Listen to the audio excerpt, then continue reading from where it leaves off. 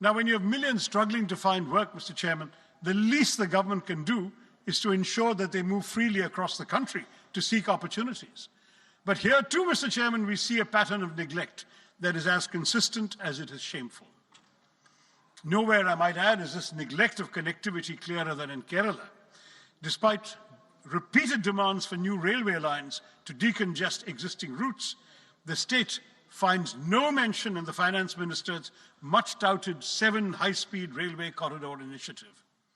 One is compelled to ask, does strategic connectivity end where political inconvenience begins?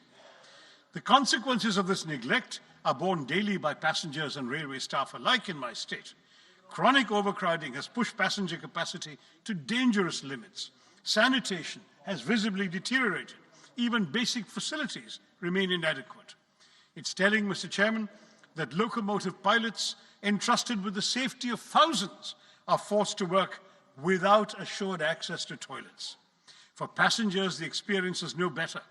Overcrowded coaches, unsanitary conditions, and a steady erosion of dignity that no glossy brochure can conceal. These failures are structural, they're not incidental. The railway sanction strength across categories stands at over 2 lakhs, yet only about 1.59 lakh employees are in service. This staffing deficit compromises safety, delays operations, and stretches frontline workers beyond reasonable limits. A railway system cannot run on announcements alone. Continued underinvestment in capacity, personnel, and basic human conditions risks turning the nation's lifeline into a symbol of administrative exhaustion. And it's not just railways, Mr. Chairman. We hear of national corridors and maritime ambitions.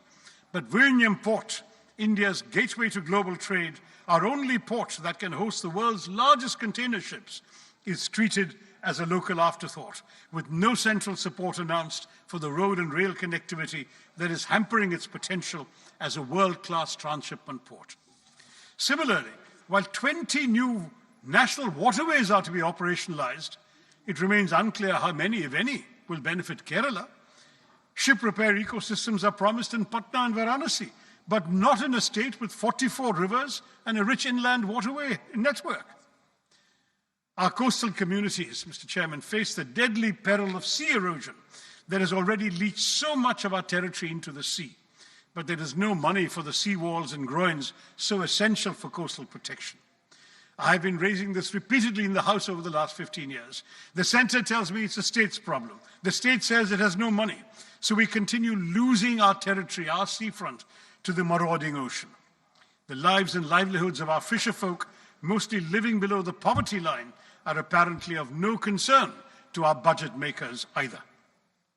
And if maritime connectivity disappoints, Mr. Chairman, should we rely on the air? The regional connectivity scheme, which promised to give wings to the armed Nagrik, to lift aspirations off the ground, make the skies accessible to all, yet today, many of those promises lie grounded. Nearly a decade on, at least 11 airports launched under UDAN have seen flights taper off or disappear altogether. Runways without aircraft, terminals without passengers, skies conspicuously empty.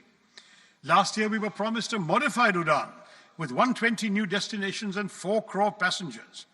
But in this budget, Mr. Chairman, UDAN does not even earn a mention.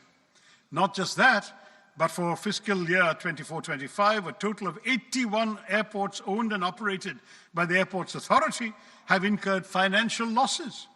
Duopolies have led to declining service quality, with the Indigo fiasco exposing the vulnerabilities of our airline industry.